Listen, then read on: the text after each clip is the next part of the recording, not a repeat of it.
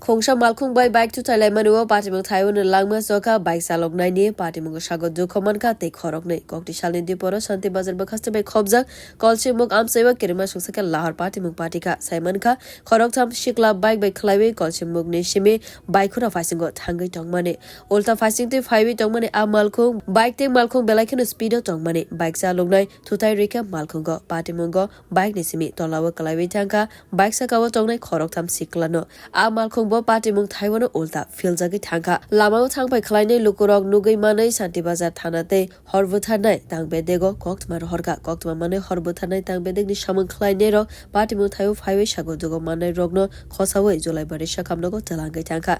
sakamnokni saknai kolnai rok sago jokho mannai sukanto hazarino tei muthangi manli akhni saklaika tei logiwo tongnai sago jokho manai tei khorok ni rok shanti bazar bakaste kolchemuk amseo khane shaimanka sago jokho manai rokni kaham saknai kol mungni bagai julai bari sakamnog ni simi shanti bazar hangkor sakamnogo refer khlaijaka asalo shanti bazar thanani police naikolnai koktuma thumnai buskango joto kowrono sabai shukrubi sawai khnarika police okra naikolnai saka party mungno teibu kahamke cherei naikoloi tongo khanai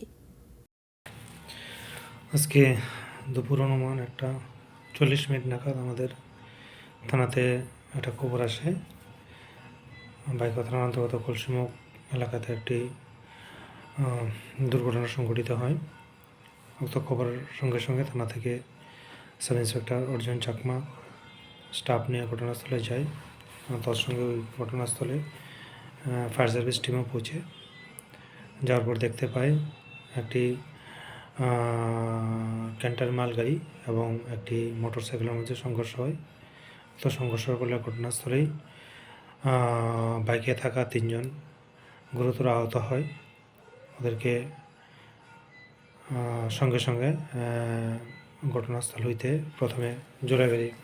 প্রাথমিক স্বাস্থ্যকেন্দ্রে চিকিৎসার জন্য নিয়ে যাওয়ার পর ঘটনা হাসপাতালে কর্তব্যরত চিকিৎসক 3 জনের মধ্যে একজন সুকান্ত হাজারি যার বয়স 28 বছর ওনাকে হাসপাতালে মৃত বলে ডিক্লেয়ার করেন এবং আরও 2 জন যার নাম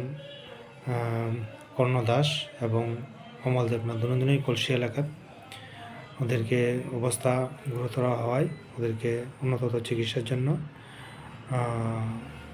শান্তিবাজার ডিস্ট্রিক্ট হসপিটালে স্থানান্তরিত করেন আমরা উক্ত ঘটনার একটা কেস নিয়ে আমরা তদন্ত শুরু করছি Bureau Report Kok Khorang